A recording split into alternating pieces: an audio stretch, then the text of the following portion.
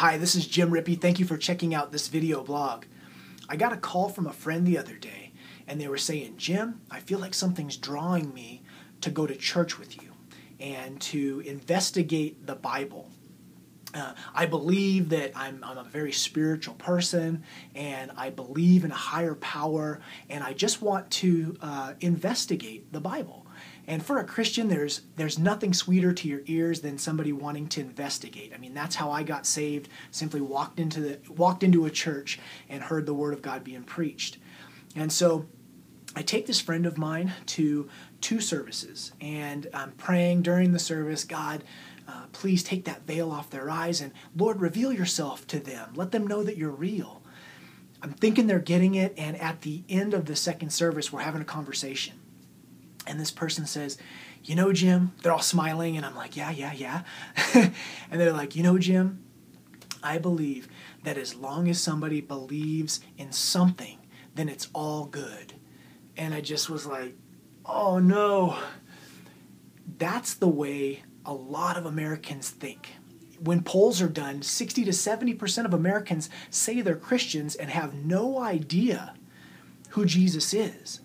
See, when you read the accounts of Jesus' life, when you read the Gospels and you hear the things that Jesus said, you can't come to that conclusion. There was actually a book written called Liar, Lunatic, or Lord. Because when we look at the words of Jesus, he was either God or he was nuts. He said things like, I'm the way, the truth, and the life.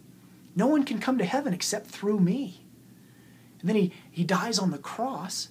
3 days later, he's raised from the dead, and he's appearing in front of his disciples, in front of other people, and he's saying, all authority's been given to me in heaven and on earth, that whoever believes in me won't perish, but they'll have everlasting life, they'll go to heaven forever.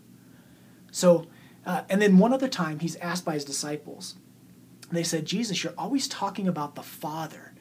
Show us the Father, and then we'll believe. And Jesus said to them, haven't I been with you long enough to where you realize that when you see me, you see the Father? That was just one statement. There's so many throughout the scriptures where Jesus claimed to be God. That's why they wanted to kill him, because he claimed to be God. And so this thought of, as long as you believe in something, is contrary to what Jesus said. And we see this with the different cults that are out there.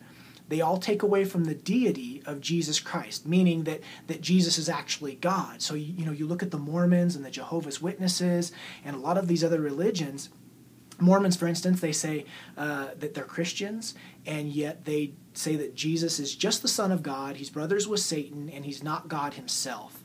And a lot of the religions will say, oh, he was a prophet. Here's the thing. If you think that Jesus was a good teacher or a prophet, you can't come to that conclusion. He was either God or he was a lunatic. And we know that he's God because of the resurrection.